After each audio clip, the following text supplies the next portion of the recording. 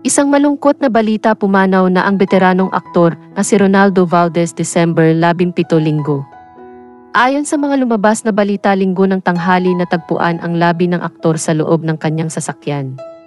Dagdag pa nito ay nakitaan din ng tama ng bala sa ulo si Ronaldo Valdez.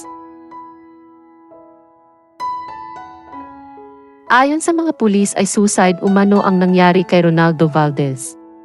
Hindi lubos akalain ng mga kasamahan nito sa showbiz na magagawa ito ng aktor.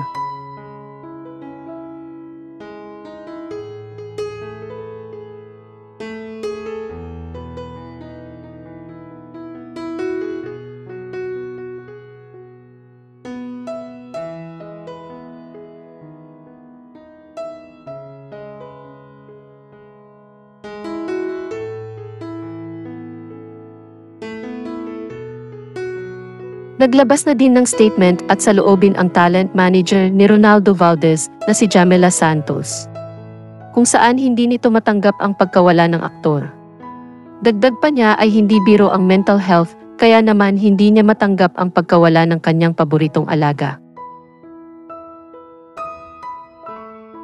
Matatandaang malapit si Ronaldo Valdez sa Katniel.